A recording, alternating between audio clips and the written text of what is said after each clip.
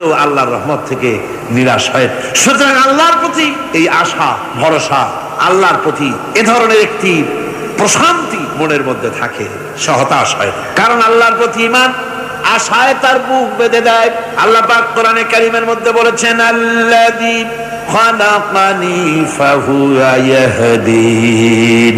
আল্লাহ ইব্রাহিম আলাইহিস সালামের মুখ দিয়ে কথা বলেছেন, আল্লাহ হচ্ছেন তিনি যিনি আমাকে সৃষ্টি করেছেন আর আমার হেদায়েতের রাস্তাও তিনি দেখিয়ে দিয়েছেন।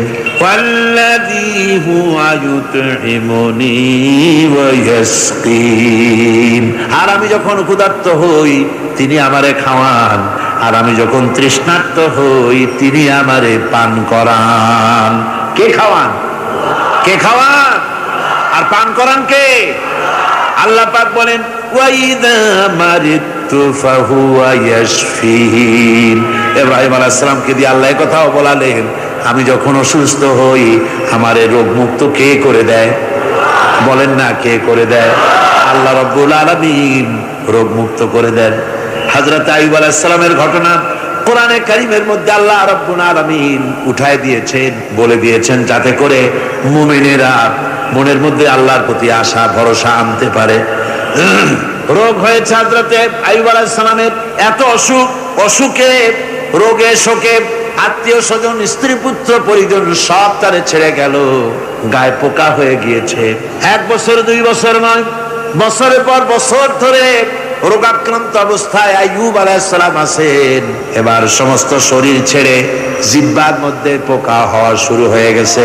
হযরত আইয়ুব আলাইহিস সালাম জিহ্বায় যখন পোকা শুরু হয়ে গেল, আল্লাহর দরবারে তখন তিনি ফরিয়াদ করে বলেছিলেন, রব্বুল আলামিন সারা শরীরে পোকা ধরলো, শরীর জরা জরা হয়ে গেল, রোগে শোকে শেষ হয়ে গেলাম, কোনো শিকায়ত করি নাই, এবার তো কথা না বলে পারি না, মাবুদ তুমি দয়া করে আমার জিহ্বায় পোকা দিও না। আমার জিহ্বাটা পোকা ধরেছে, দয়া করে পোকা জিহ্বায় দিও না, কারণ আমার জিহ্বায় যদি পোকা হয়ে যায় তাহলে তোমার মতো আল্লাহর জিকির আমি কি দিয়া করব? আমার জিহ্বাটা ভালো রাখো আল্লাহ। হযরতে আইয়ুব আলাইহিস সালাম পড়েছিলেন, আন্নী মাসানি আদ-দুররু ওয়া আনতা আরহামুর রাহিমিন। হে আল্লাহ, আমি রোগাক্রান্ত হয়ে পড়েছি আর তুমি তো রহমান রহিম। দোয়া মঞ্জুর হলো, আল্লাহ পাক আইয়ুব আলাইহিস সালামকে রোগ মুক্ত করে দিলেন। রোগ হলে পরে কে সেরে দেয়? কে সেরে দেয়? আল্লাহর প্রতি এই আশা, এই ভরসা, এই চিন্তা থাকতে হবে। আল্লাহ পাক বলেন, যখন আইয়ুব আমার কাছে দোয়া করলো আমিও জবাব দিয়া দিলাম। কোন সুবহানাল্লাহ। আল্লাহ পাক বলেন, ফাকাশাফনা মা বিহি মিন দুররিন ওয়া আতাইনাহু আহলাহু ওয়া মিসলাহুম মাআহুম রাহমাতাম মিন ইনদিনা। আমি তার কষ্ট দূর করে দিলাম, তার হারানো স্বাস্থ্য ফিরিয়ে দিলাম এবং তার সাথী সঙ্গীদেরকে আমার পক্ষ থেকে আমার রহমত দিয়ে তার কাছে সব আবার আমি ফিরাইয়া দিলাম। সুতরাং মুমিন ব্যক্তি কখনো হতাশ হবে না। চতুর্দিকে দেখে বিপদ আর বিপদ, এই বিপদে সে হতাশ হয় না, আশায় বুক বেঁধে থাকে। নিরাশার আধারে তুমি হে আশার নূর, যেখানে বেরোবার কোন পথ নাই সেখান থেকে পথ বের করে দেয় কে? চিল্লায় কোন কে দেয়? আমার আল্লাহ পাক। দেখেন হযরত ইউসুফ আলাইহিস সালাম হারায় গেলেন, মানে তার 11 ভাই ইউসুফ আলাইহিস সালামকে কুয়ার মধ্যে ফেলাই দিলেন। আর এসে তারা বলল যে ইউসুফ আলাইহিস সালামকে বাঘে খায়া ফেলেছে। এটা কি গল্প নাকি? এটা কোথায় আছে? কোরআন শরীফের মধ্যে আছে। ওই 11 ভাই মনে করেছিল ইউসুফ আলাইহিস সালামকে কুয়ার মধ্যে ফেলাই দিলাম, এ কুয়ার মধ্যে পচে মরবে, শেষ হয়ে যাবে।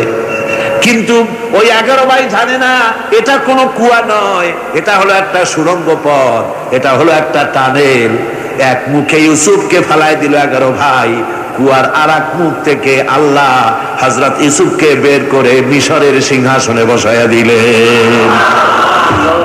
ওরা বোঝে না, তাই চিরকাল পাপীরা আল্লাহর বান্দাদেরকে, আল্লাহর দ্বীনের গোলামদেরকে অত্যাচার করে, মনে করে শেষ করে ফেলাবো, কিন্তু শেষ আল্লাহর গোলামেরা হয় না, ওরাই শেষ হয়।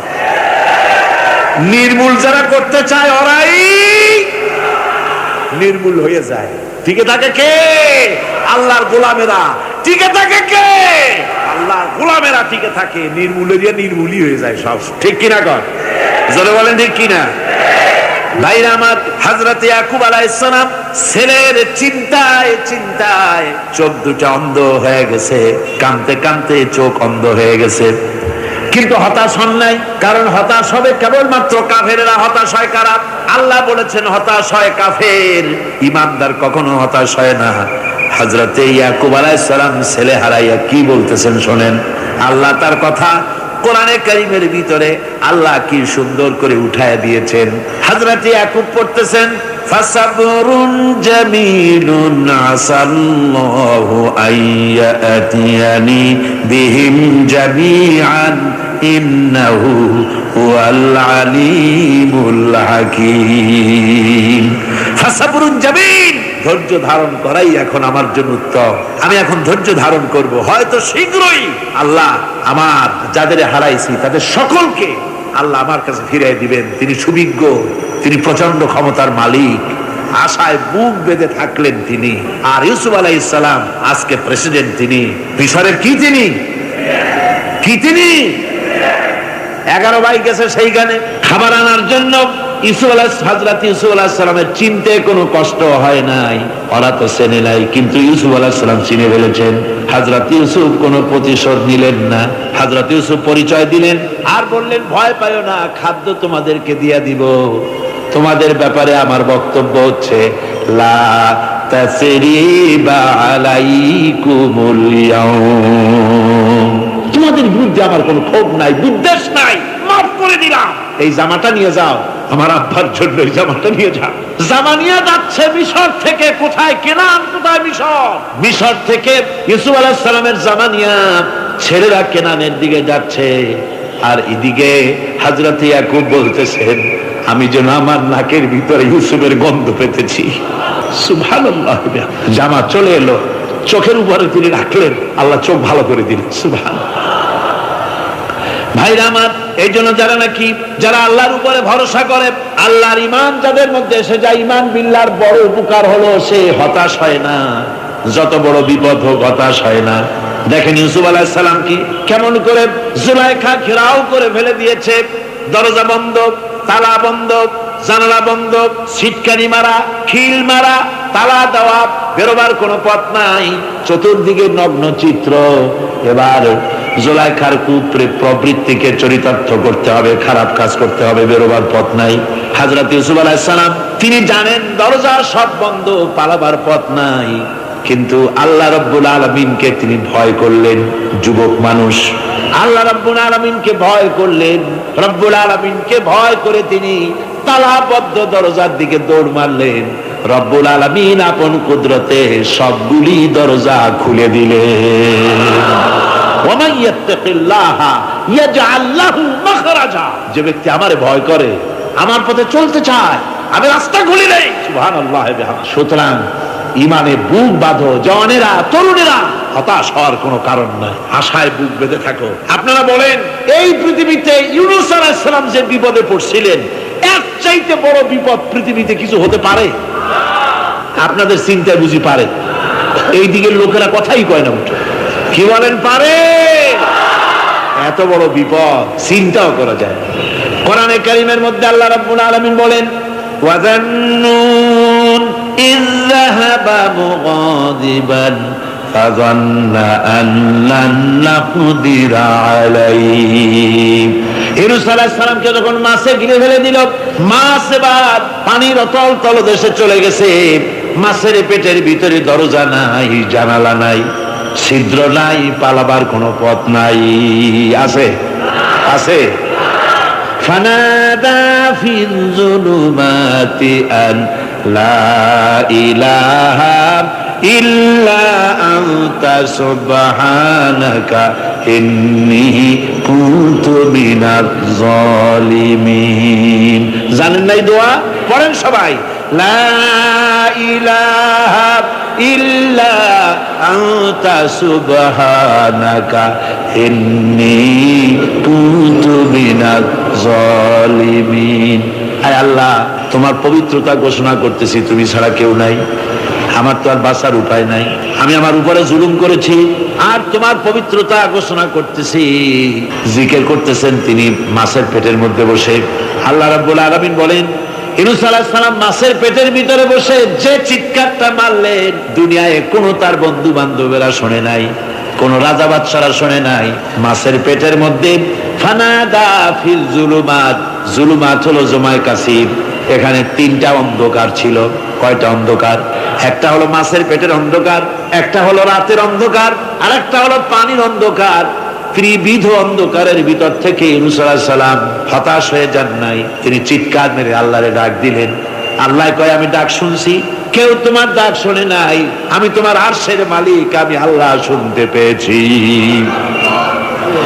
শুধু শুনি নাই, জবাবও দিয়া দিলাম। ফাস্তাজাবনা লাহু ওয়া নাজ্জাইনাহু মিনাল গাম্মি ওয়া কাযালিকা নুজিল মুমিনিন। পড়েন না সবাই, ফাস্তাজাবনা লাহু ওয়া নাজ্জাইনাহু মিনাল গাম্মি ওয়া কাযালিকা নুজিল মুমিনিন। আমি আল্লাহ পাক বলেন, আমি ইউনূসের ডাক শুনলাম, ডাকের জবাব দিয়া দিলাম, আর মাছের পেটের ভিতরে বেদনার সৃষ্টি করে দিলাম। মাছ এবার ভেসে উঠলো, মাছের আর এখন কোন উপায় নাই বমি করা ছাড়া। মাছ কিনারায় চলে এলো, ইউনূসকে বমি করে ফেলে দিল। আল্লাহ কয়, শোনো দুনিয়ার মানুষেরা, শুধু ইউনূস আলাইহিস সালামকে নয়, ওয়া কাযালিকা, এইভাবে করে আমার মুমিন বান্দারা যদি বিপদে পড়ে আর আমারে ডাকে, আমি রব্বুল আলামিন এইরকম বিপদ দিয়া বাঁচায়া দেব। বিপদ থেকে বাঁচাবেন কে? সুতরাং গতকালকের মতো আবারও বলি, বিপদ আসতে পরে মুসলমানেরা মাজারে দৌড়ায় বেশি। কন নাউযুবিল্লাহ, জোরে কন নাউযুবিল্লাহ। বিপদ আসে আর মাজারে চলে যায়, যাইয়া সেখানে মাজারের উপরে মাথা ঘা দিতে থাকে, পয়সা দেয়, মুনাজাত করে, কাঁদতে থাকে, মাজারওয়ালার কাছে বিপদ মুক্তি চায়। নাউযুবিল্লাহ পড়ে, আবারও কন নাউযুবিল্লাহ। বিশ্বাস করুন আমার ভাইরা, বিশ্বাস করুন, আল্লাহর কোরআন আমার হাতে। মাজারওয়ালার কাছে কানলে পরে ওই মাজারে যিনি শুয়ে আছেন, আল্লাহর কসম, তার কোনো ক্ষমতা নাই আপনাকে বিপদ থেকে বাঁচাতে পারে। আছে ক্ষমতা? জোরে বলেন আছে? বিপদ থেকে বাঁচাবে কে? কে বাঁচাবে? আল্লাহ। আপনারা টাকা দেন, আর ওই টাকাগুলি ওইখানে মাজারে বৈশা জনমের খাওয়া খায় মাজারের পাহারাদার এক শ্রেণীর পান্ডারা। টাকাগুলা মাথায় দেখবেন মাজার কেন্দ্র করে লাল লাল চাদর গায়, তারপরে চট, মাথায় জট, দাড়িতে জট, দাড়িতে জট, আর মোষ। হাইরে মোষ! 6টা টর্চ লাইট দিয়েও যদি আপনি খোঁজেন, মুখ তালাশ করে পাবেন না, এত মোষ। সমানে কাজা খায় আপনার পয়সা দিয়ে, ধর্মের নামের ব্যবসা করে। যাই দেখেন মাজার গুলো, প্রত্যেকটা মাজারে 5টা 10টা লোক বসা আছে। ঘাট ধরে বের করে দাও, আর বলো মাজারে বসে আছো কেন? মসজিদে যাও। কোথায় যাবে? কোথায় যাবে? মসজিদে। আল্লাহর থামো, আল্লাহর ওলিদের মাজার ঘেরাও করে রেখে দাও, যত্ন করে রেখে দাও। গরু, ছাগল, ভেড়া, হাবিজাবি কিছু যেন যেতে না পারে, যত্ন করে রাখো, সম্মান দিয়ে রাখো। কিন্তু তোমার ওখানে পাহারা দিতে বলছে, তুমি ওখানে বসে থাকো কেন? গুড় যেখানে, পিঁপড়া সেখানে। পয়সা দেওয়া বন্ধ করে একটারও পাবেন না ওখানে, ঠিক কিনা কর? সব ধান্দাবাজ পয়সার লোভে ওখানে বসে থাকে, গাঁজা খায়, মদ খায়, নামাজ পড়ে না। আর আপনার টাকা দিয়া খোঁজ নিয়ে দেখেন, মাজারের মুতল্লি যত আছে সব বাসের মালিক, ট্রাকের মালিক, কোটি কোটি টাকার ব্যবসা করে। সুতরাং এগুলি ছাড়েন, এ ধান্দাবাজি বন্ধ করুন। মাজারের সাথে কোনো সম্পর্ক নাই, মুসলমানের সম্পর্ক কেবল মসজিদের সাথে। কিসের সাথে? মসজিদের সাথে সম্পর্ক করে। আমার বন্ধুগণ, বিপদ আসলে পরে কবরের কাছে যাওয়া নয়, বিপদ আসলে পরে মসজিদে যান, 2 রাকাত কাজায়ে হাজাতের নামাজ পড়েন। রাসূলুল্লাহ পড়েছেন, কাজায়ে হাজাতের নামাজ পড়েন, সিজদায় পড়ে গিয়ে আল্লাহর কাছে কান্দেন, আপনার বিপদ আল্লাহ রব্বুল আলামিন দূর করে দিবেন। আরে এমন আল্লাহরে থুইয়া কি যে বলবো, মানুষের যে কি হইছে। আমি সিলেটে দেখেছি শাহজালাল রহমতুল্লাহ আলাই আল্লাহর ওলি, শাহ আমানত আল্লাহর ওলি, শাহ মাহদুম আল্লাহর ওলি। এই ওলিরা কোনদিন বলে যায় নাই যে আমার মাজারে পাহারা দিয়ে তোমরা টাকা আদায় করো, বলছে কেউ? শাহজালাল রহমতুল্লাহ আলাইহির মিশন কি ছিল, আর এই পাগলেরা করে কি? হযরত শাহজালালের তরবারি আজও আছে, আমি তরবারি দেখেছি, দোধারি তরবারি হাতে নিয়ে এসেছেন। এক হাতে ছিল তরবারি আর এক হাতে ছিল আল্লাহর কোরআন। যখন সিলেটে ঢুকলেন গৌর গোবিন্দ তার সব তিনি আজান দেওয়ালেন। আজান শোনা মাত্র মূর্তিগুলো কাঁপতে লাগলো। গৌর গোবিন্দের কলজার গলার কাছে চলে আসছে, জিজ্ঞেস করছে ব্যাপারটা কি, এরকম হচ্ছে কেন? জ্যোতিষীরা বলল যবন এসেছে, মেলেচ্ছ এসেছে, আর উপায় নাই। শাহজালাল রহমতুল্লাহ আলাইহি তিনি বসলেন গেটের কাছে, এবার সব পালাচ্ছে। গৌর গোবিন্দ বলল সাপুরিয়াদের ডেকে যে আমারে একটা বাক্সের মধ্যে ভরিয়া সাপ বলে চালাই দিও, আমি সামনে পড়তে চাই না। ভয়তে কলজা গলার কাছে চলে আসছে শুধু আজান শুনে। এরপরে লোক সব চলে যাচ্ছে, উনি দেখতেছেন যাও যাও যাচ্ছে সব। তারপরে ঝুড়িতে করে যাচ্ছে সাপুরিয়ারা, তোমাদের এর মধ্যে কি? সাপ। যাও যাও যাও। এরপরে বড় একটা বাক্স, ওটার মধ্যে কি? কয় যে হুজুর আমরা সাপ খেলা দেখে, এর মধ্যে সাপ। নামাও, আমি সাপ খেলা দেখবো, নামাও ওটা।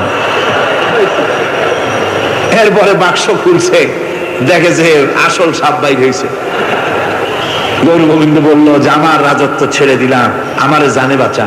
শাহজালাল রহমতুল্লাহ আলাইহি বললেন আমি তো মারতে আসি নাই, আমি তো হত্যাকাণ্ড করতে আসি নাই, আল্লাহর দ্বীনকে নিয়ে এসেছি। তিনি ক্ষমা করে দিলেন।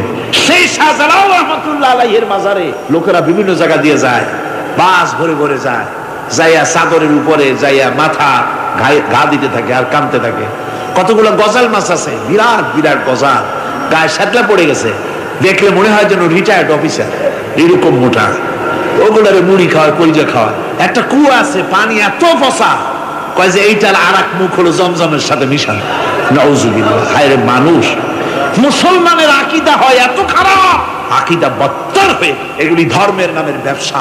এগুলি জোরে বলেন কি? এই ব্যবসা বন্ধ করতে হবে, এই ব্যবসা বন্ধ করতে হবে। এরা ধর্মের নামে লুটেরা, চাদর দিয়ে, আগরবাতি দিয়ে, মোমবাতি দিয়ে, সেজদা দিয়ে মুশরিক হয়ে যাচ্ছে, ইসলাম থেকে খারিজ হয়ে যাচ্ছে। আমার কাছে রিপোর্ট এসেছে প্রচন্ড ভিড়ে মানুষের কষ্ট হচ্ছে, তো কি করা যাবে? আমি বললাম ভিড়, আর আপনারা যদি ভিড় দেখতে চান তাহলে তো সব লোক দাঁড়ায় যাবে, আপনাদের তো দেখার দরকার নেই। একটু চেপে চেপে বসেন আর জোরে সোরে জিকির করেন লা ইলাহা ইল্লাল্লাহ, লা ইলাহা।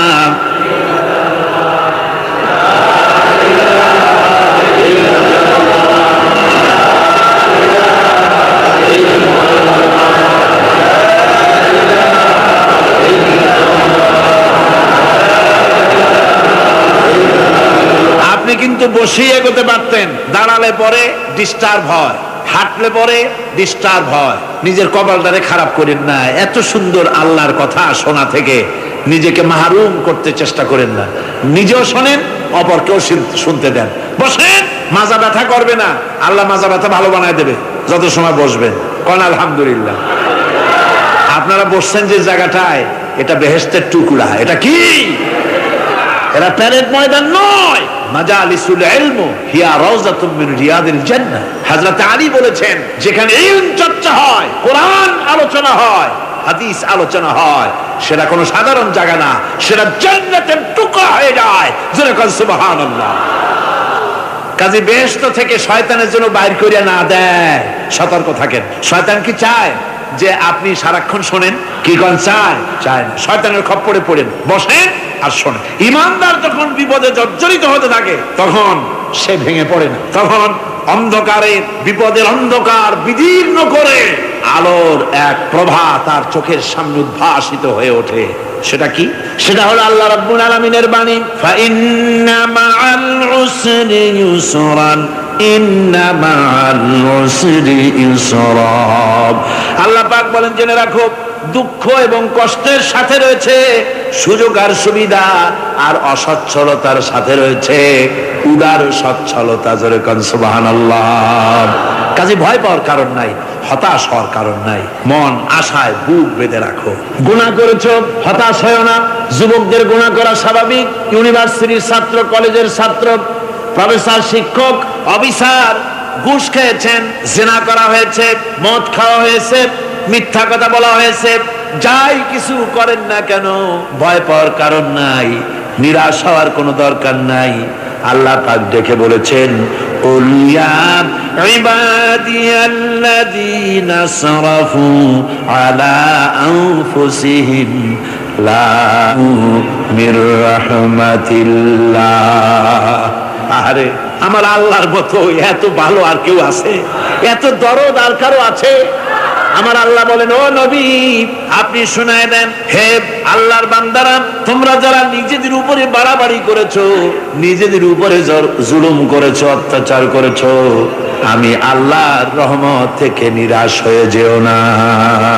মানুষ যদি অপরাধ করে, বাপের সাথে অপরাধ করেছে, মায়ের সাথে অপরাধ করেছে, মা বাবা সন্তানের চাইতে এত বড় কল্যাণকামী তো আর কেউ নাই, কিন্তু মা বাবা কোনোদিন বলে না আয় আমার ছেলে তোরে মাফ করে দেই, এরকম বলে নাকি?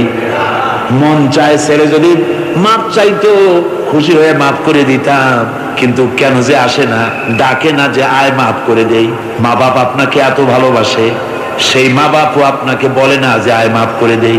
আমার আল্লাহ হচ্ছেন এমন আল্লাহ, আল্লাহ রাব্বুল আলামিন ডাকেন, এ বান্দা খুন করেছিস ফিরে আয়, জিনা করেছিস ফিরে আয়, হত্যা করেছিস ফিরে আয়, চুরি করেছিস ফিরে আয়, কুফরি করেছিস ফিরে আয়, সুদ খেয়েছিস, ঘুষ খেয়েছিস, মদ খেয়েছিস ফিরে আয়।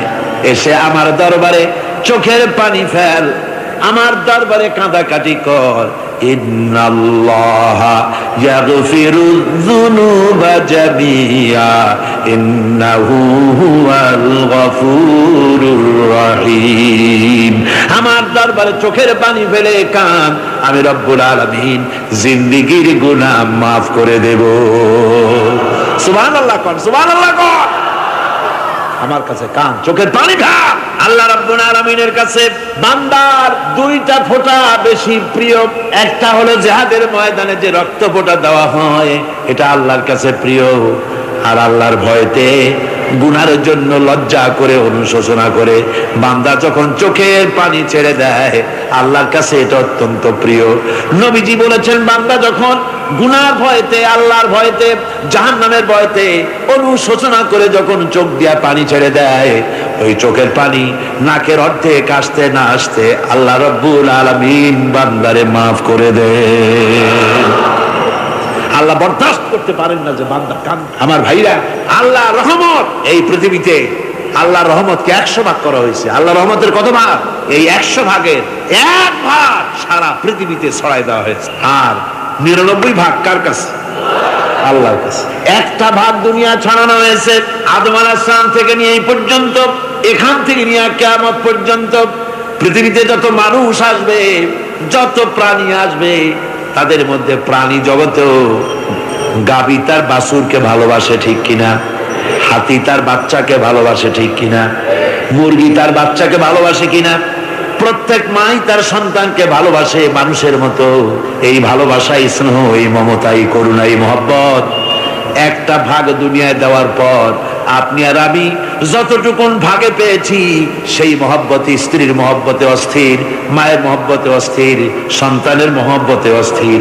এখন চিন্তা করেন, একটা ভাগ সারা পৃথিবীতে বিতরণ করার পর যেটুক পেয়েছি, তাতে যদি এত মহব্বত হয়, তাহলে এর 99 ভাগ মহব্বত যে আল্লাহর কাছে জমা আছে, এই বান্দার জন্য তার কত মহব্বত, এই বান্দার জন্য কত করুণাতা, কত মহব্বততা, কত দয়াতা।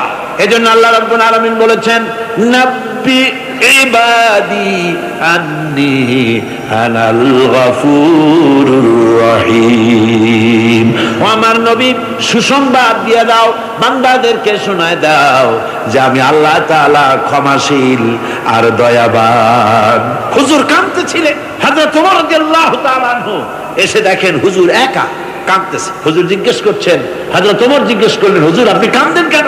এক এক হযরত ওমর বলেন, আমি যখন প্রশ্ন করলাম নবীজি বললেন, আমার কাছে কিছু আগে জিবরাইল এসেছিলেন। জিবরাইল এসে আমাকে বললেন, আল্লাহ পাক বলেছেন, হে আমার নবী, ইসলামের ভিতরে থেকে যে সমস্ত মানুষগুলো ইসলামের ভিতরে থেকে চুল আর দাড়ি পাকায় দিছে, কিয়ামতের দিন এই লোকগুলারে আমি শাস্তি দিতে আমার শরম হবে। হযরত ওমর বলেন, হুজুর উম্মতের জন্য কত বড় খোঁজ খবর এটা, আর আপনি কাঁদতেছেন। হুজুর বলেন, ওমর তুমি জানো না আমার কান্নার কারণ ভিন্ন। আমার কান্নার কারণ হলো যে আল্লাহ রাব্বুল আলামিন কিয়ামতের দাড়ি চুল পাকা বান্দারে শাস্তি দিতে শরম করবেন, সেই দাড়ি চুল পাকা বান্দাগুলি আল্লাহর সাথে নাফরমানি করতে শরম করে না। আমি এই লজ্জায় কাঁদতেছি। ভাইরা, হুজুর আল্লাহ পাক বলেন, ও আমার নবী, রাতের আধারে যখন একটা বুড়া আমার দরবারে হাত উঁচু করে, একটা বুড়া মানুষ রাতের আধারে যখন আমার দরবারে হাত উঁচু করে আর যখন বলতে থাকে, রব্বুল আলামিন আমার পেছনের জীবনটা বড় খারাপ করেছি, এমন কোন কাজ জীবনে করি নাই যা তোমার কাছে কিছু দাবি করতে পারি, সব রকমের নাফরমানি করেছি, আজ আমি বুড়া হয়ে গেছি, কামাই করতে পারি না, ছেলে আমাকে চোখে দেখতে পারে না, পুত্রবধূ আমাকে ঘরে জায়গা দেয় না, আমার স্ত্রী আমাকে দেখতে পারে না, রোজগার করতে পারি না, হাঁটতে পারি না, চলতে পারি না, সবার কাছে আমি তিতা হয়ে গেছি, আমি দাঁড়াতে পারি না, কোমরে ব্যথা পাই, হাঁটুতে ব্যথা পাই, চলতে পারি না, কানে শুনতে পাই না, চোখে দেখতে পারি না, আর তোমার কাছে কিছু চাইয়া নেব এমন ভালো কাজও করি নাই। এইভাবে যখন বান্দা কাঁদতে থাকে আমার দরবারে, ও আমার হাবিব আমার রহমতের দরিয়ায় জোশ মেরে যায়, আমার শরম হয় এই বুড়াটারে কেমনে খালি হাতে ফিরাইয়া দেই। সুবহানাল্লাহ, সুবহানাল্লাহ।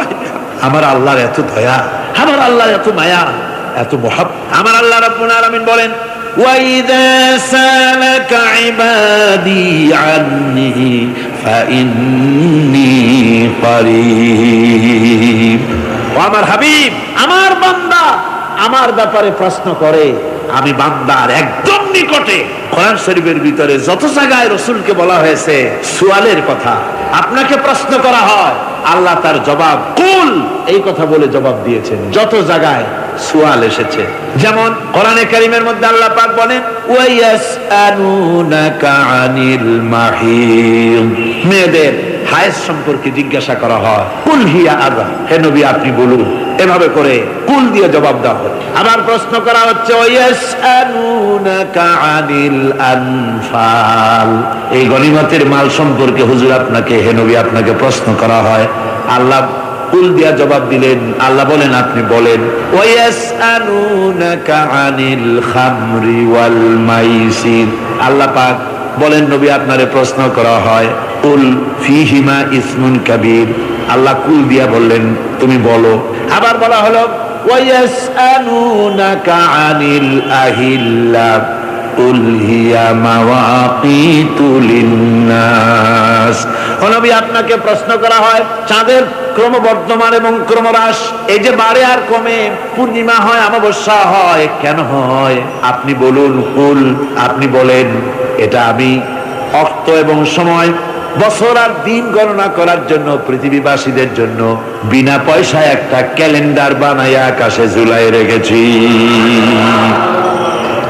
এভাবে যত জায়গায় এসেছে আপনাকে প্রশ্ন করা হয়, তত জায়গায় আল্লাহ জবাব দিয়েছেন কুল আপনি বলেন। গোটা কোরআন শরীফের ভিতরে এই একটি মাত্র জায়গা যেখানে বলা হয়েছে আপনাকে প্রশ্ন করা হয়, আল্লাহ এখানে বলতে পারতেন কুল আপনি বলেন, আল্লাহ তোমাদের নিকটবর্তী, এভাবে জবাব হয় না। এটা কায়দাটা হলো এই, আল্লাহ বলতেছেন, ওয়াইজা সালাকা ইবাদি, ও আমার নবী প্রশ্ন তো আমার বান্দারা আমার ব্যাপারে করেছে, এবার আপনার জবাবের কোনো দরকার নাই, প্রশ্ন আমার ব্যাপারে আমি নিজে জবাব দিয়ে দেই, ফা ইন্নী কারীব, ও বান্দা আমার ব্যাপারে প্রশ্ন করেছিস, জবাব আমি দেই, আমি তোর সবচাইতে বেশি নিকটে। সুবহানাল্লাহ, কত নিকটে? ওয়ানাহনু আকরাবু ইলাইহি মিন হাবলিল ওয়ারিদ, তোর যে রব এই শাহরগের চাইতেও আমি তোর বেশি কাছে। সুবহানাল্লাহ, আমার ডাক কলিজা দিয়ে ডাক, অন্তর দিয়ে ডাক। মনের থেকে মানুষ যদি ডাকে, মুখের ডাক আর মনের ডাক এক জিনিস নয়। দিল সে जो बात निकलती है असर रखती है पर नहीं मगर ताकते परवाज रखती है। দিল থেকে যে কথা বেরোয় তা প্রভাব বিস্তার করে, ডানা নাই কিন্তু ওড়ার ক্ষমতা রাখে। মনের কথাই ভিন্ন। মন থেকে, দিল থেকে, কলিজা থেকে, অন্তরের গভীর কন্দর থেকে মুহাব্বতের সাথে কেউ যদি একবার বলে আল্লাহ, বলেন আল্লাহ, আল্লাহ, আল্লাহ। আল্লাহ রাব্বুল আলামিন বলেন, অন্তরের অন্তঃস্থল থেকে একটি বার যদি বান্দা বলেন আল্লাহ, আল্লাহ বলেন 70 বার সাড়া দিয়া জিজ্ঞেস করি, বান্দা কি চাও, আমি তোমার কাছে আছি। সুবহানাল্লাহ, আমি তোর একদম কাছে, কি চাস বল, বল। আমার এমন দয়াবান, এমন মেহেরবান, এমন আল্লাহ আমাদের। সে আল্লাহ রাব্বুল আলামিন তিনি বলছেন, ওয়াকালা রাব্বুকুম উদউনি আস্তাজিব লাকুম। তোমাদের রব বলেছেন আমারে ডাকো, আমি আল্লাহ ডাকের সাড়া দিয়া দেব। সুবহানাল্লাহ। কারে ডাকতে হবে, কারে ডাকতে হবে? এই বিশাল জনসমুদ্র একযোগে চিল্লা এখন কারে ডাকতে হবে?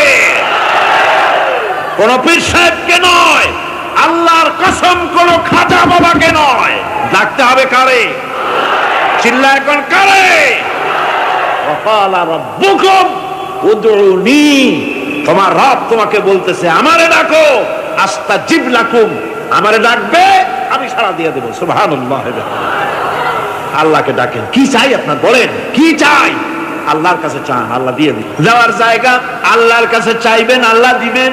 দেওয়ার জায়গা, চাওয়ার জায়গা হলো সেজদায় পড়ে যাবেন। আমার ভাইয়েরা, জায়গাটা চিনায় দিলাম। মাজারে যাওয়া লাগবে না, কবরে যাওয়া লাগবে না। 2 রাকাত নামাজ পড়ে সেজদায় পড়ে গিয়া যত বিপদ আছে, মুসিবত আছে, সেজদার মধ্যে চোখের পানি ছেড়ে দেন আর কেন্দে কেন্দে জীবনের কথা বলেন। আল্লাহ রাব্বুল আলামিন আপনার আওয়াজ শুনবেন আর দোয়া কবুল করে নিবেন। কাঁদতে হবে আল্লাহর কাছে। কার কাছে? আল্লাহ। সুম্মা ইস্তাগফিরুল্লাহ, আর এরপরে সে যদি আমি আল্লাহর কাছে ক্ষমা চাই, ইয়াজিদিল্লাহ গাফুরার রহিমা, সে আমি আল্লাহকে গফুর এবং রহিম হিসাবে পাবে। সুবহানাল্লাহ। আল্লাহকে গফুর এবং রহিম হিসাবে পাওয়া যাবে। সব আল্লাহকে বলতে হবে, গুনাহ মাফ চাইতে হবে। এই জন্য হুজুর সাল্লাল্লাহু আলাইহি ওয়াসাল্লাম দৈনিক 100 বার তওবা করতেন। কোন হাদিসে আছে 70 বার, কোন হাদিসে আছে 100 বার তওবা করতেন। নামাজের পরে তো প্রত্যেক নামাজই পড়তেন হুজুর, সালাম ফিরাতেন আর সাথে সাথে বলতেন আল্লাহু আকবার, আস্তাগফিরুল্লাহ, আস্তাগফিরুল্লাহ, আস্তাগফিরুল্লাহ। মনে থাকবে আপনাদের? মনে থাকবে? সালাম ফিরাইয়া কি বলবেন? না, সালাম ফিরাবার সাথে সাথে বলবেন আল্লাহু আকবার, তারপরে পড়বেন আস্তাগফিরুল্লাহ, আস্তাগফিরুল্লাহ, আস্তাগফিরুল্লাহ। তওবা পড়বেন। আল্লাহর কাছে সবসময় গুনাহ মাফ চাইতে থাকবেন, বিনীত থাকবেন। আল্লাহকে পাওয়া যাবে, তাকে রহিম হিসেবে পাওয়া যাবে। সুতরাং ঈমান বিল্লাহ, আল্লাহর প্রতি ঈমান আনলে পরে 4 নম্বরের যে উপকারটা হবে সেটা হলো হতাশায় ভুগবে না, নিরাশায় ভুগবে না, আশায় বুক বেঁধে উঠবে। ঈমান মজবুত হবে, আল্লাহর কাছে মানুষ বিনয়ী হয়ে যাবে। এবার 5 নম্বরের উপকার আমি বলছিলাম, ঈমান বিল্লাহ, আল্লাহর প্রতি ঈমান আনলে পরে অসংখ্য উপকার হয়, অসংখ্য বৈশিষ্ট্য আছে। এর 6টা উপকারের কথা আমি বলবো। কয়টা? অসংখ্য উপকারের ভিতরে প্রধান 6টি উপকারের কথা বলবো। এর বললাম কয়টা? 4টে বলছি। এবার বলো 5ম উপকারের কথা। আল্লাহর প্রতি আপনি পূর্ব পশ্চিমে কতবার মুখ ঘোরালেন, এটাই কিন্তু আপনার আসল সৎ কাজ নয়। আসল সৎ কাজ হলো আল্লাহর প্রতি ঈমান আনা। এই ঈমানের ব্যাপারে 3টা দিন আমরা পার করে দিলাম, এখনো কথা শেষ হয় নাই। আল্লাহর প্রতি ঈমান আনলে পরে যে উপকারটা হবে 5 নম্বরে, সেটা হলো কঠোর এবং কঠিন বিপদের ভিতরে বান্দার ভিতরে অবিচলতা এবং ধৈর্যের সৃষ্টি হয়ে যাবে। আলহামদুলিল্লাহ। কঠিন বিপদ মুসিবত আসলে পরে সে অবিচল থাকবে। সারা দুনিয়ার বিপদ আপদ, শত্রুতা, দুঃখ, কষ্ট, মুসিবত, জুলুম, নির্যাতন সবকিছু পাহাড়ের মতো উঁচু হয়ে তাকে ঘিরে ফেলবে, কিন্তু তাকে এক চুলও নাড়াতে পারবে না। আলহামদুলিল্লাহ। সারা পৃথিবী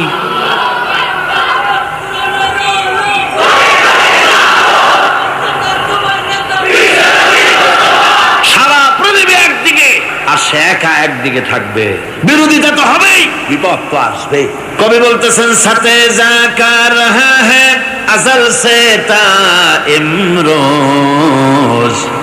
সাথে জাকা রহা হ্যায় আজল সে তাইমরোজ, চরাগে মুস্তফাবি সে শরারে বুলহাবিস। সে আবহমান কাল থেকে শুরু করে মুস্তাফা সাল্লাল্লাহু আলাইহি ওয়াসাল্লামের দীপ শিখার সাথে আবু জাহেল আবু লাহাবের অগ্নিস্ফুলিঙ্গের টক্কর লেগেই আছে। রাসূলুল্লাহ আল্লাহর দেওয়া এই বিধান, এই দ্বীনের বাতিটা টিম টিম করে জ্বলেছে। আর গোরকি টর্নেডো হাজার হাজার মাইল বেগে, হেরিকেন এসেছে, গোরকি এসেছে, টর্নেডো এসেছে, টাইফুন এসেছে, কিন্তু এই আলো নিবাইতে পারে নাই। সুবহানাল্লাহ, এই আলো নিবাতে পারে নাই। এ শত্রুতা চিরকালে নিবাতে পারবে না। কারণ হচ্ছে আল্লাহ রাব্বুল আলামিন বলেছেন ইউরিদুনা লিয়ুতফিউ নূরাল্লাহি বিআফওয়াহিহিম ওয়াল্লাহু মুতিম্মু নূরিহি ওয়ালাউ কারিহাল কাফিরুন। ওরা চায় মুখের ফু দিয়ে আমার আলোকে নিভিয়ে দেবে, কিন্তু আমি আমার আলোকে পূর্ণতা দান করব, তাতে কাফের বেঈমানদের কলজায় যত জ্বালা যন্ত্রণা হোক আমার দিন কেউ মিটাই দিতে পারবে না। সুবহানাল্লাহ। সুতরাং বিপদে অবিচলতা আসবে, সে অটল হবে, মজবুত হবে। কোরআনে কারীম বলতেছে ওয়া কাযালিকা জাআলনা লিকুল্লি নাবিয়্যিন আদুওয়াম মিনাল মুজরিমিন। এই পৃথিবীতে এমনি করে আমি সকল নবীদের শত্রু বানিয়েছি, সব পাপিষ্ঠ অপরাধীদেরকে। নবীদের সাথে বিরোধিতা করেছে কারা? পাপিষ্ঠরা, অপরাধী। আজও খুঁজে দেখি, আজও ইসলামী আন্দোলনের বিরোধিতা যারা করে সবগুলি কি পাপিষ্ঠ? সত্য কি রাখো? ইসলামী আন্দোলনের বিরোধিতা যারা করে হিসাব করে চোখ দিয়ে তাকায় দেখেন, খুঁজে দেখেন তাদের নামগুলি। মদখোর, জিনাকার, বদমাশ, চোর, হাইজাকার, বেনামাজি, লুটেরা, মিথ্যাবাদী, সবচাইতে সমাজের নিকৃষ্ট লোকগুলি ইসলামের বিরুদ্ধে।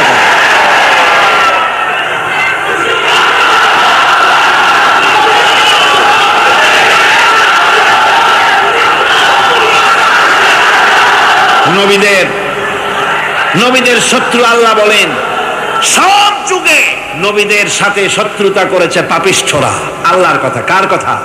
সকল যুগে নবীদের সাথে শত্রুতা করেছে পাপিষ্ঠরা, নিকৃষ্ট ধরনের অপরাধীরা। সুতরাং নবী রাসূলদের অবস্থা যখন এই, তখন দ্বীনের দাওয়াত যারাই দেবে তাদের কিসমত এরকম হবেই। এই বাধার মোকাবেলা তাদেরও করতে হবে। এই যে বাধাটা আসে, এই যে মারে, অপরাধ কি? এই যে তারা চোর বা ডাকাত যাদের মারা হয়। আল্লাহ রাব্বুল আলামিন বলেন অপরাধ হলো ওয়ামা নাকামু মিনহুম ইল্লা আইয়ুমিনু বিল্লাহিল আজিজিল হামিদ। অপরাধ হচ্ছে ঈমানদার লোকদের উপরে নির্যাতন চালিয়েছে, অন্য কোনো কারণে নয়। কারণ একটাই, তারা আল্লাহর জমিনে আল্লাহর দ্বীন প্রতিষ্ঠা করতে চেয়েছে, আর কোনো অপরাধ না। জমিন আল্লাহর, জমিন কার? এই বিশাল জনসমুদ্র গর্জে উঠুন একযোগে বলুন জমিন কার? আইন চলবে কার? এখানেই সংঘর্ষ বেঁধেছে আবহমান কাল ধরে। মানুষ অত্যাচারিত হয়েছে, সাহাবায়ে কেরাম অত্যাচারিত হয়েছে। বুখারী শরীফের হাদিসে এসেছে রাসূল করিম সাল্লাল্লাহু আলাইহি ওয়াসাল্লামের কাছে হযরতে খাব্বাব গিয়ে উপস্থিত হয়েছিলেন। হযরতে খাব্বাব বলেন, হাদিসটা এভাবে লেখা হয়েছে বুখারীতে, ওয়ান খাব্বাব বিন আরিদ রাদিয়াল্লাহু তাআলা আনহু قال شكونا الى رسول الله صلى الله عليه وسلم وهو متوسد بردة له في ظل الكعبة।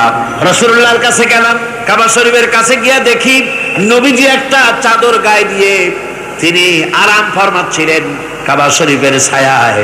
সেখানে গিয়ে বললাম, আলা তাস্তানসিরু লানা আলা তাদউ লানা ইয়া রাসূলুল্লাহ, হে আল্লাহর রাসূল, আপনি কি আমাদের জন্য আল্লাহর কাছে দোয়া চাইবেন না?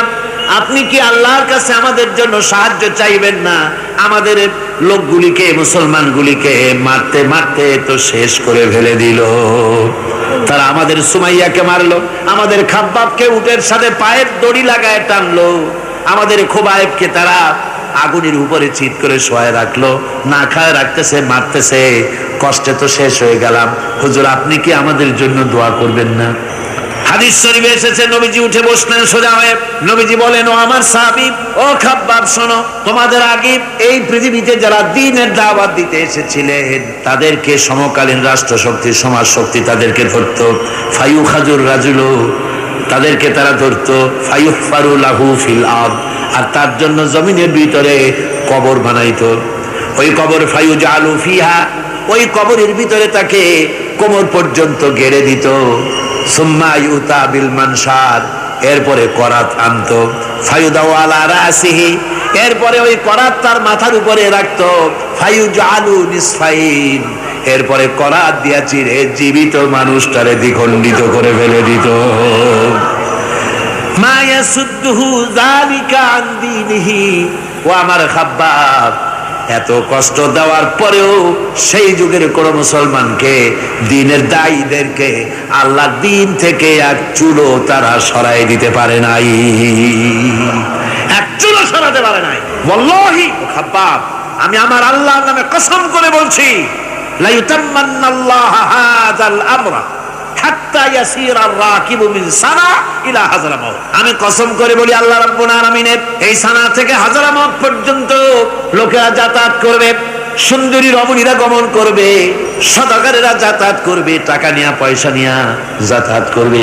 তাদের মনের মধ্যে লুটের ভয়, টাকার ভয়, চুরির ভয়, ডাকাতির ভয়, জেনার ভয়, হত্যার ভয়, ধর্ষণের ভয়, কোনো ভয় থাকবে না। লা ইয়াখাফু ইল্লাল্লাহ, আল্লাহ ছাড়া কোনো ভয় থাকবে না। এমন একটা সমাজ, এমন একটা সময় আসবে।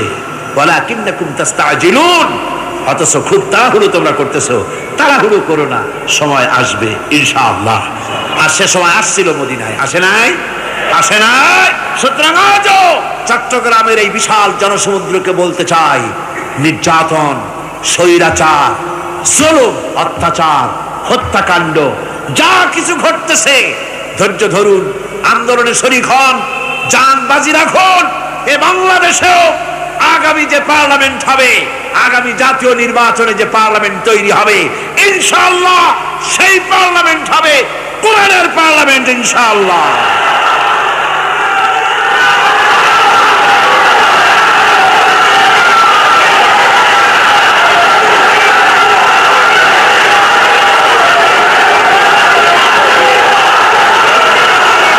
আমার ভাইয়েরা, আমার বন্ধুগণ, কঠিন বিপদে অবিচলতা এবং ধৈর্যের দৃষ্টান্ত রেখে গেছেন আম্বিয়া আলাইহিমুস সালাম। সুবহানাল্লাহ। কঠিন বিপদে অবিচলতা, দৃঢ়তা, ধৈর্য কারে বলে, তার দৃষ্টান্ত কারা রেখেছেন? আম্বিয়া আলাইহিমুস সালাম। ওনারাই আমাদের আদর্শ, নবীরাই আদর্শ, সাহাবায়ে কেরাম রিদওয়ানুল্লাহ তাআলা আলাইহিম আজমাইন আমাদের আদর্শ। ভাইরা আমার, মুসা আলাইহিস সালামকে ফেরাউন যখন ঘিরে ফেলে দিল, কোরআনের সব কথা গল্প গুজবার ইতিহাসের জন্য লেখা হয় নাই। কোরআনের মধ্যে যা লেখা হয়েছে সব বান্দাদের উপদেশের জন্য, যাতে করে লোকেরা চিরটা কাল এর থেকে উপদেশ নিয়ে নিজেদের তৈরি করতে পারে। জোরে বলেন সুবহানাল্লাহ। মুসা আলাইহিস সালামের কথা আল্লাহ বলেন, ফেরাউন তাকে ঘিরে ফেলে দিল, পালাবার রাস্তা নাই। ফালাম্মা ترى الجمعان قال أصحاب موسى إنا لمدركون। মুসা আলাইহিস সালামের উম্মতেরা বললেন, হে মুসা, পাকড়াও হয়ে গেছি, পালাবার রাস্তা নাই। তিন দিক থেকে আমাদেরকে ঘেরাও করেছে ফেরাউনের শক্তি। সামনে কি? দরিয়া, আর তিন দিকে কি? ঘেরাও আন্দোলন। পালাবার পথ নাই, পালাবার পথ নাই, সারাশি আক্রমণ, ঘেরাও আন্দোলন। এই যে ঘেরাও টেরাও তো আজকে নতুন নাই, ঘেরাও আসছে অনেক আগের থেকে। আসলে কথা বুঝতে পেরেছে? মুসা আলাইহিস সালামকে ঘেরাও করে ফেলেছে, পালাবার উপায় নাই। একদিকে দরিয়া, তিন দিকে ফেরাউনের শক্তি। এই যে ঘেরাও টেরাও মানে নতুন তো না, ধর্মঘট নতুন না, এ পুরানা জিনিস। এই পৃথিবীতে সর্বপ্রথম ধর্মঘট কিসের উপরে হয়েছে জানেন? এই পৃথিবীর প্রথম ধর্মঘট হয়েছে পেঁয়াজ, রসুন আর ডাইলের উপরে, মুসা আলাইহিস সালামের জামানায়। লান নাসবিরা আলা তাআমে ওয়াহিদ, আমরা এক রকমের খাদ্য আর খাবো না, আমাদের পেঁয়াজ দেওয়া লাগবে, ডাল দেওয়া লাগবে, রসুন দেওয়া লাগবে। সর্বপ্রথম সর্বপ্রথম ধর্মঘট হয় মুসা আলাইহিস সালামের জমানায়, সেখান থেকে শুরু হয়েছে। কিন্তু মশাল মিছিল যে আসলো কই থেকে এইটা আমি খুঁজে পাইনি। পরে প্রত্যেকটা জিনিসের তো ইতিহাস আছে, আমি খুঁজতে খুঁজতে পেলাম। আমি জানি না এর ইতিহাস মূলে কোথায়, কিন্তু আমি যতদূর খুঁজে পাইছি সেটা হলো মশাল মিছিলের আবিষ্কার হয়েছে লঙ্কায় রাবণের সময়। হনুমানের লেজে আগুন দিয়া তারপরে লঙ্কা কাণ্ড ঘষালো, নামই আছে লঙ্কা কাণ্ড। হনুমানেরা লেজে আগুন দিয়ে রাবণ যে লঙ্কায় মশাল মিছিল করেছিল হনুমানদের দিয়া, ওই হনুমানের ওই সিস্টেমটা এখনো আমাদের দেশে চালু আছে।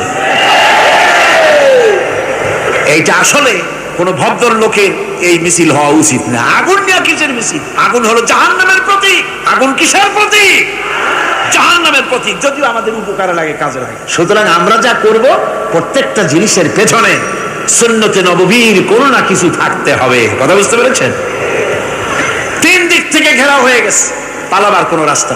হযরতে মুসা আলাইহিস সালামের কাছে উম্মতরা বললেন, পালাবার তো কোনো পথ নাই, এখন উপায়টা কি? আমাদের তো আর উপায় নাই। মুসা আলাইহিস সালাম দেখেন বিপদে পড়ে গেছেন, কিন্তু ধৈর্য হারান নাই, ভয় পান নাই। ভয় পাইছিলেন? ভয় পেয়েছেন? প্রশ্নই ওঠে না। মুসা আলাইহিস সালাম আল্লাহ পাক যাদেরকে বলেছেন উলুল আযম রাসূল, যাদের বলেছেন তার মধ্যে হযরত মুসা উলুল আযম পয়গম্বর। চারটি গাড়ি কথা না, আল্লাহ কথা বলছেন তার সাথে, কালিমুল্লাহ তিনি। সুবহানাল্লাহ। মুসা আলাইহিস সালাম শোনালেন, কাল্লা ইন্না মাইয়া রাব্বি সায়াহদিন। কখনো নয়, আমার উম্মতেরা ভয় পেও না, আমার রব অবশ্যই আমাকে পথ দেখাবেন। সুবহানাল্লাহ। তিন দিক থেকে শত্রু, একদিকে দরিয়া, পালাবার কোন রাস্তা নাই। সেখানে দৃঢ়তার সাথে তিনি বলছেন, অবশ্যই আমার আল্লাহ আমারে পথ দেখাবেন। সুবহানাল্লাহ। নবীরা এই দৃঢ়তা দেখিয়েছেন, অবিচলতা দেখাইছেন। আল্লাহ পাক মুসা আলাইহিস সালাম যখন এই দৃঢ়তা দেখালেন, এই অবিচলতা দেখালেন, সঙ্গে সঙ্গে জিবরাইল এসে হাজির হয়ে গেলেন।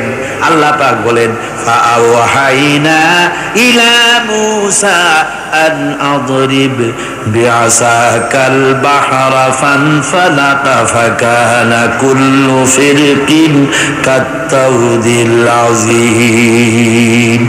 মুসা আলাইহিস সালামকে আমি ওহী নাযিল করলাম, তাকে বললাম হাতে যে লাঠি আছে এই লাঠি দিয়ে আঘাত করো দরিয়ার উপরে।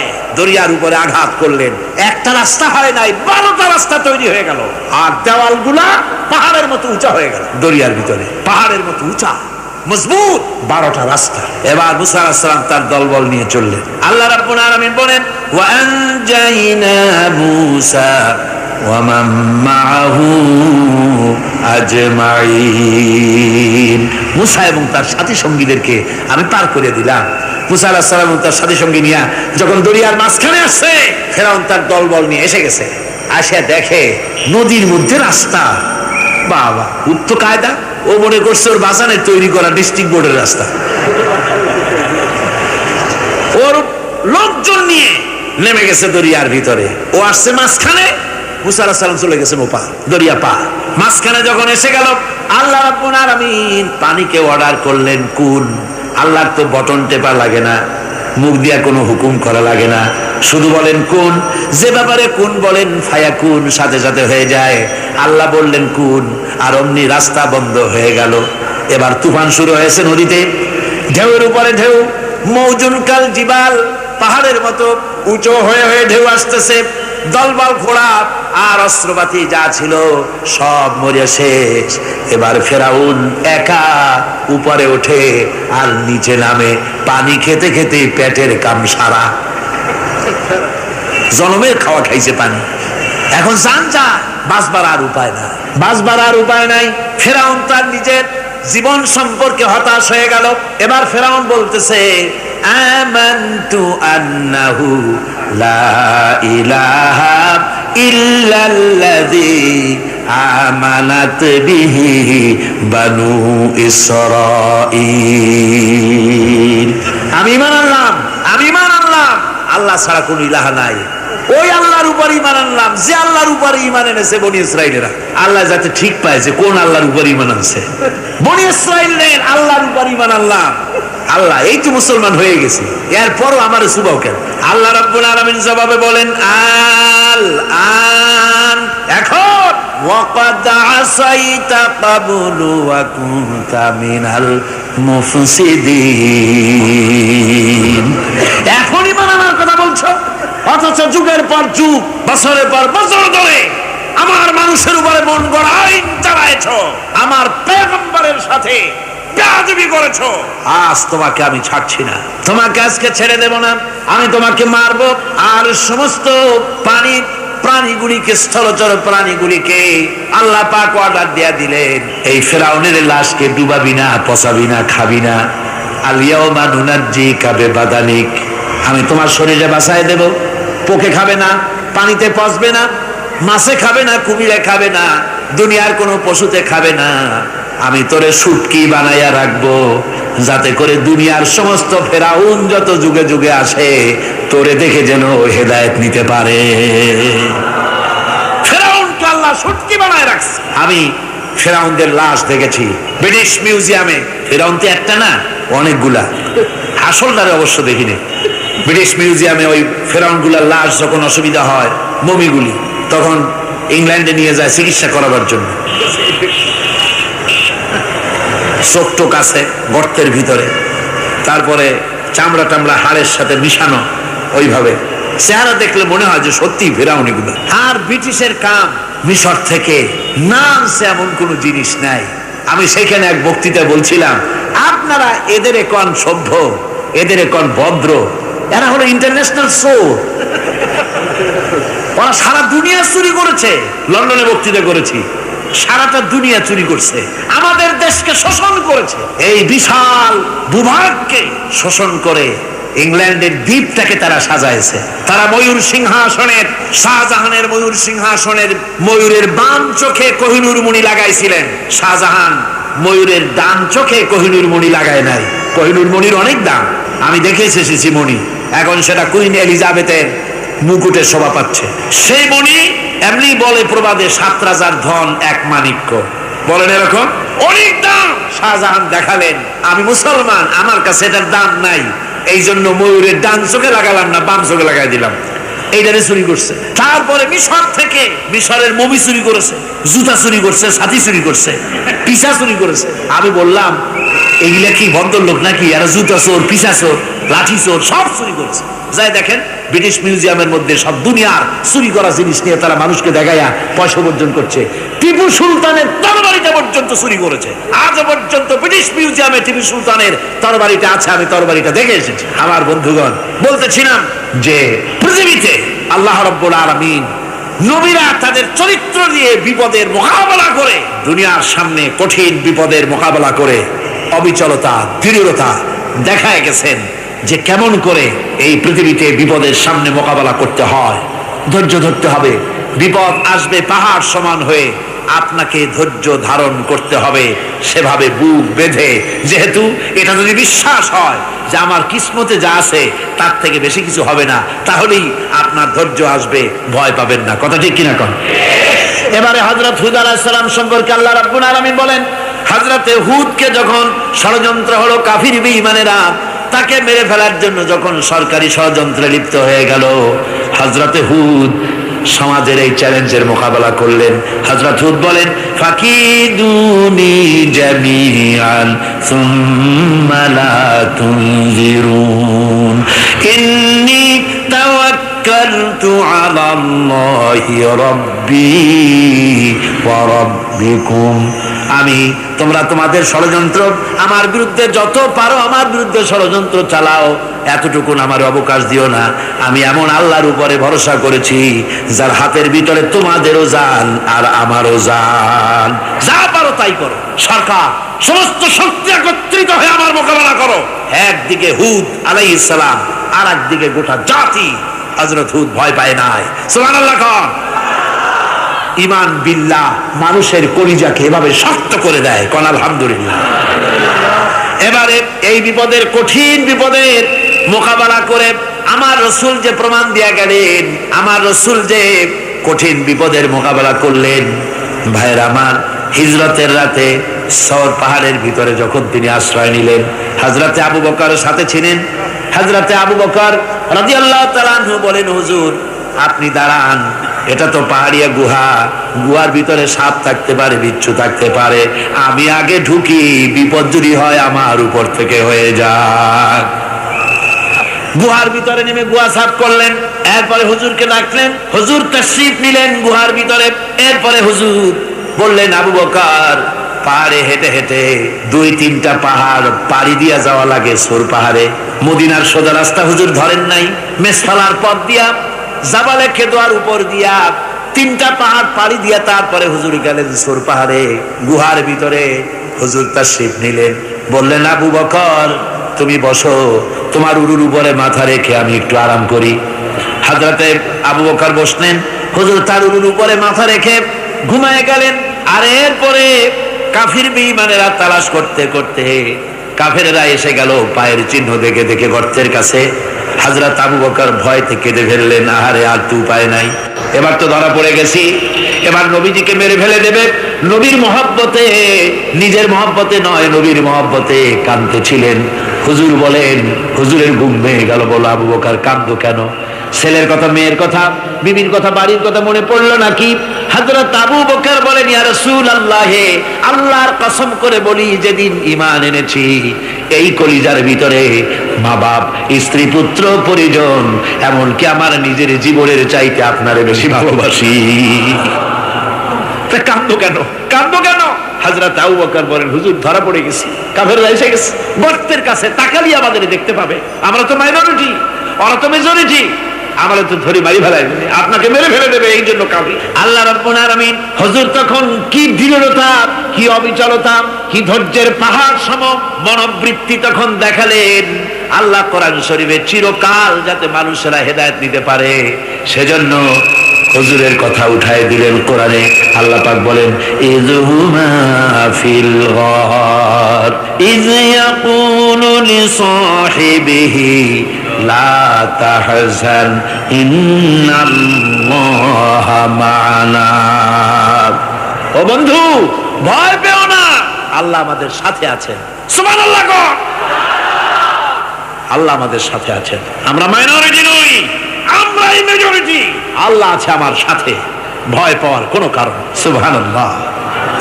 আল্লাহ পাক বলেন, فأنزلallahu sakinatahu alayhi wa ayyadahu bijunudin lam tarawha।